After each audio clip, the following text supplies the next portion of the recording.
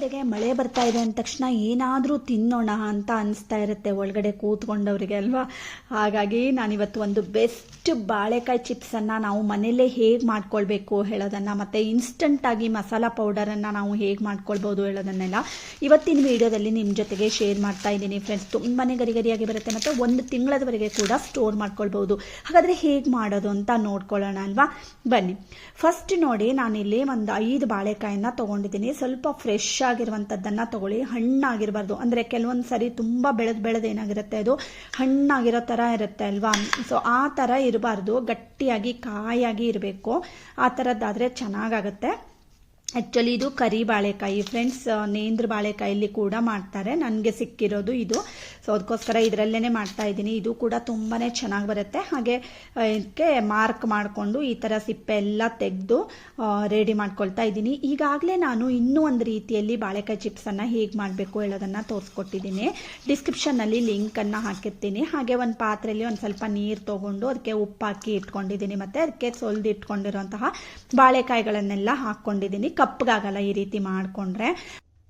ಆಮೇಲೆ ನಾನು ಬಂಡಿನ ಕಾಯೋದಕ್ಕೆ ಅಂತ ಇಟ್ಕೊಂಡಿದ್ದೀನಿ. ಈ ಕಡೆಗೆ ಬಂಡಿಗೆ ಎಷ್ಟು ಹಿಡಿಸುತ್ತೆ ಒಮ್ಮೆ ಹೇಳ್ಕೊಂಡು ಅಷ್ಟು ಬಾಳೆಕಾಯಿನ ತೊಗೊಂಡು ಈ ಥರ ಕ್ರಾಸ್ ಆಗಿ ಕಟ್ ಮಾಡ್ಕೊಂಡಿದ್ದೀನಿ. ಆವಾಗ ಏನಾಗುತ್ತೆ, ನಾವು ಮಾಡುವಂತಹ ಬಾಳೆಕಾಯಿ ಚಿಪ್ಸು ಸ್ವಲ್ಪ ದೊಡ್ಡದಾಗಿ ಬರುತ್ತೆ ನಾವು ಈ ಥರ ಹೆರಿದಾಗ. ಹಾಗೆ ನಾನು ಬಂಡಿಗೆ ಈಗ ನೋಡಿ ಎಣ್ಣೆ ಕಾದಿದೆ, ಬಂಡಿಗೆನೇ ಈ ರೀತಿ ಹೆರಿಸ್ತಾ ಇದ್ದೀನಿ. ಈ ರೀತಿ ನಾವು ಮಾಡ್ಕೊಳ್ಳೋದ್ರಿಂದ ಏನಾಗುತ್ತೆ, ಅದು ಫುಲ್ ಬಿಡಿಯಾಗಿ ಬರುತ್ತೆ ಫ್ರೆಂಡ್ಸ್. ನಾವು ಸೈಡಲ್ಲಿ ಹೆರಿದ್ಬಿಟ್ಟು ಆಮೇಲೆ ಬಂಡಿಗೆ ಹಾಕ್ಕೊಳ್ಳೋದ್ರಿಂದ ಅದು ಒಂದು ಸ್ವಲ್ಪ ಒಂದಕ್ಕೊಂದು ಅಂಟ್ಕೊಳ್ಳುತ್ತೆ. ಈ ರೀತಿ ಮಾಡ್ಕೊಳ್ಳೋದ್ರಿಂದ ತುಂಬ ಬಿಡಿಯಾಗಿ ಬರುತ್ತೆ. ಈ ಟಿಪ್ಪನ್ನು ನೆನಪಿನಲ್ಲಿ ಇಟ್ಕೊಳ್ಳಿ.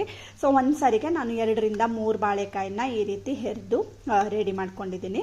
ಮತ್ತು ಹಾಕಿ ಒಂದು ಅರ್ಧ ನಿಮಿಷ ಆದಮೇಲೆ ಈ ಥರ ನೋಡಿ, ಸೌಟಿಂದ ನೀವು ಈ ಥರ ಮಾಡಿದ್ರೆ ಏನಾಗುತ್ತೆ, ಎಲ್ಲ ಬಿಡಿಯಾಗಿ ಬರುತ್ತೆ. ಚೆನ್ನಾಗಿ ಎಲ್ಲ ಚಿಪ್ಸನ್ನು ಬೆಂದ್ಕೊಳ್ಳುತ್ತೆ. ನೋಡಿ ಎಷ್ಟು ಗರಿಗರಿಯಾಗಿದೆ ಅಲ್ವಾ, ಸೌಂಡನ್ನು ನೀವು ಕೇಳ್ತಾ ಇರ್ಬೋದು, ಎಷ್ಟು ಕ್ರಿಸ್ಪ್ ಆಗಿ ಬಂದಿದೆ. ಈ ಥರ ಒಂದು ಗೋಲ್ಡನ್ ಬ್ರೌನ್ ಕಲರ್ ಆದಮೇಲೆ ಇದನ್ನು ತೆಗೆದು ಒಂದು ಪ್ಲೇಟ್ಗೆ ಈಗ ನಾನು ತೆಗೆದಿಟ್ಕೊಳ್ತಾ ಇದ್ದೀನಿ. ಆ್ಯಕ್ಚುಲಿ ನೀವು ಇದನ್ನು 1 ತಿಂಗಳದವರೆಗೆ ಸ್ಟೋರ್ ಮಾಡ್ಕೊಳ್ಬೋದು. ನಾವು ಬೇಕ್ರಿಯಿಂದ ತೊಗೊಂಡು ಬಂದು ತಿನ್ನೋದಕ್ಕಿಂತ ಮಕ್ಕಳು ಮನೆಗೆ ಬಂದ ತಕ್ಷಣ ನೋಡಿ ಏನಾದರೂ ತಿಂಡಿ ಬೇಕು, ಸ್ನ್ಯಾಕ್ಸ್ ಬೇಕು ಅಂತ ಕೇಳ್ತಾರೆ ಅಲ್ವಾ. ಸೊ ಈ ಥರ ನಾವು ಚಿಪ್ಸ್ಗಳನ್ನೆಲ್ಲ ಮಾಡಿಟ್ಕೊಳ್ಬೋದು ಮನೆಯಲ್ಲೇ. ಹಾಗೆ ನೋಡಿ ಎಷ್ಟು ಗರಿಗರಿಯಾಗಿ ಬಂದಿದೆ ಅಲ್ವಾ. ಮತ್ತು ಮಸಾಲ ಪೌಡರ್ ಒಂದು ಮಾಡ್ಕೊಳ್ಳೋಣ, ಇನ್ಸ್ಟಂಟಾಗಿ ಹೇಗೆ ಮಾಡಬೇಕು ಹೇಳೋದನ್ನು ತೋರಿಸ್ಕೊಡ್ತಾ ಇದ್ದೀನಿ. ಮತ್ತು ಇನ್ನೊಂದು ಟಿಪ್ ಏನಂದರೆ, ನೀವು ಪ್ರತಿ ಬಂಡಿ ಆದಮೇಲೆ ಕೂಡ ಮಸಾಲ ಪೌಡರನ್ನು ಹಾಕಿ ಒಂದು ಸ್ವಲ್ಪ ತಣ್ಣಗಾದ್ಮೇಲೆ ಡಬ್ಬಿಗೆ ಹಾಕಿಟ್ಕೊಳ್ಬೋದು. ಇಲ್ಲಾಂದರೆ ಒಂದೇ ಸರಿ ನೀವು ಈ ಥರ ಎಲ್ಲ ಮಾಡಿಟ್ಕೊಂಡು ಅದಕ್ಕೆ ಮಸಾಲ ಪೌಡರನ್ನು ಹಾಕ್ಕೊಳ್ಬೋದು. ಸೊ ಈಗ ಇನ್ಸ್ಟಂಟಾಗಿ ಮಸಾಲ ಪೌಡರನ್ನು ಹೇಗೆ ಮಾಡ್ಕೊಳ್ಳೋದು ಅಂತ ನೋಡ್ಕೊಳ್ಳೋಣ. ಫಸ್ಟು ಒಂದು ಪ್ಲೇಟ್ಗೆ ಈಗ ನೋಡಿ, ನಾನು 1.5 ಚಮಚ ಆಗುವಷ್ಟು ಕೆಂಪು ಮೆಣಸಿನ ಪುಡಿನ ಹಾಕ್ಕೊಳ್ತಾ ಇದ್ದೀನಿ. ನೀವು ಮಸಾಲ ಪೌಡರನ್ನು ಒಂದು ಸ್ವಲ್ಪನೇ ಮಾಡ್ಕೊಳ್ಳಿ, ಯಾಕಂದರೆ ಒಂದೇ ಸರಿ ನೀವು ನೆಕ್ಸ್ಟ್ ಟೈಮ್ ಮಾಡಿದಾಗಲೂ ಬರುತ್ತೆ ಅಂತ ಜಾಸ್ತಿ ಮಾಡಿಡಬೇಡಿ. ಹಾಗೆ ಅದಕ್ಕೆ ಈಗ ನೋಡಿ 1 ಚಮಚ ಆಗುವಷ್ಟು ಅರಿಶಿನ ಹಾಕ್ಕೊಂಡಿದ್ದೀನಿ. ಹಾಗೆ 1 ಚಮಚ ಆಗುವಷ್ಟು ನಾನು ಬ್ಲ್ಯಾಕ್ ಸಾಲ್ಟನ್ನು ಹಾಕ್ಕೊಂಡಿದ್ದೀನಿ. 1 ಚಮಚ ಆಗುವಷ್ಟು ಚಾಟ್ ಮಸಾಲ ಪೌಡರನ್ನು ಹಾಕ್ಕೊಳ್ತಾ ಇದ್ದೀನಿ. ಮತ್ತು 1 ಚಮಚ ಆಗುವಷ್ಟು ಗರಂ ಮಸಾಲ ಪೌಡರನ್ನು ಹಾಕ್ಕೊಂಡಿದ್ದೀನಿ. ಮತ್ತು 1 ರುಚಿಗೆ ತಕ್ಕಷ್ಟು ಉಪ್ಪನ್ನು ಹಾಕ್ಕೊಂಡಿದ್ದೀನಿ. ಈಗ ಇದನ್ನೆಲ್ಲ ಚೆನ್ನಾಗಿ ಮಿಕ್ಸ್ ಮಾಡ್ಕೊಳ್ಳೋಣ. ನೋಡಿ ಇನ್ಸ್ಟಂಟಾಗಿ ಎಷ್ಟು ಒಂದೊಳ್ಳೆ ಬೆಸ್ಟ್ ಮಸಾಲ ಪೌಡರು ರೆಡಿ ಆಯಿತು ಅಲ್ವಾ. ಇದು ತುಂಬಾ ಚೆನ್ನಾಗಿರುತ್ತೆ. ಬ್ಲ್ಯಾಕ್ ಸಾಲ್ಟು ಮತ್ತು ಚಾಟ್ ಮಸಾಲ ಹಾಕಿರೋದ್ರಿಂದ ಮಕ್ಕಳಂತರೂ ತುಂಬಾ ಇಷ್ಟಪಡ್ತಾರೆ. ಸೊ ಈಗ ಒಂದು ಬೆಸ್ಟ್ ಮಸಾಲ ಪೌಡರ್ ಕೂಡ ರೆಡಿ ಆಯಿತು. ಈಗ ನಾನು ಕರೆದಿಟ್ಕೊಂಡಿರೋಂತಹ ಚಿಪ್ಸ್ಗೆ ಈ ಮಸಾಲ ಪೌಡರನ್ನು ಹಾಕ್ಕೊಳ್ತಾ ಇದ್ದೀನಿ. ನಾನು ಆಗಲೇ ಹೇಳಿದೆ ಫ್ರೆಂಡ್ಸ್, ಯಾಕಂದರೆ ಮಸಾಲ ಪೌಡರನ್ನು ಕೂಡ ನಾವು ಮನೆಯಲ್ಲೇ ಮಾಡ್ಕೊಳ್ಬೋದು ಬೇರೆ ರೀತಿಯಲ್ಲಿ.